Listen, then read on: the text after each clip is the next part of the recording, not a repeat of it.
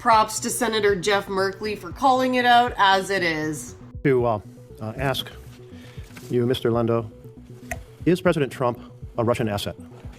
Absolutely not, Senator. He's the President of the United States, duly elected by the American people. Well, the reason I ask is many people back home have been asking me this question. And they say, if he was an asset, we would see exactly what he's doing now.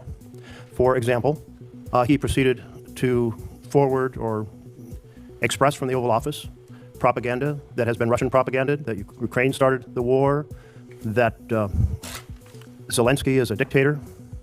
Second of all, he gave away key things on the negotiating table before the negotiations even started, ensuring U.S. would absolutely oppose any possibility of NATO membership for Ukraine. Third, he's cut off the arms shipments to Ukraine, completely undermining their ability against a massive neighbor next door with short supply lines and huge resources. Fourth, he's undermined the partnership with Europe, which has been essential to security over the last 80 years, a major goal of Putin's. And then he's done everything to discredit and dismean Zelensky on the international stage with the just shameful press conference in which he teamed up with the vice president to attack Zelensky. I can't imagine that if he was a Russian asset, he could do anything more favorable than these 5 points. What else could a Russian asset actually possibly do that Trump hasn't yet done?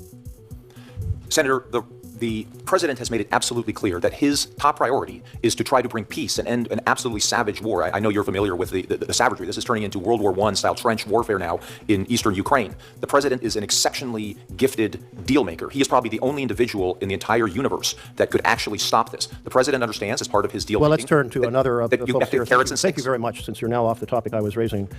Mr. Whitaker, these 5 things that the president has done that are so favorable to Putin and so damaging to Ukraine and to our partnership with Europe, do you approve of them?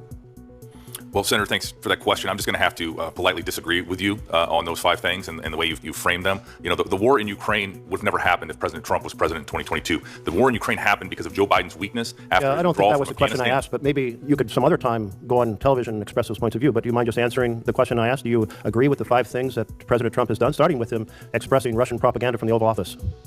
Well, you know, again, as I mentioned to your colleague, I'm not here to assign labels. We're in the middle of a very important peace negotiation. Okay, thank you.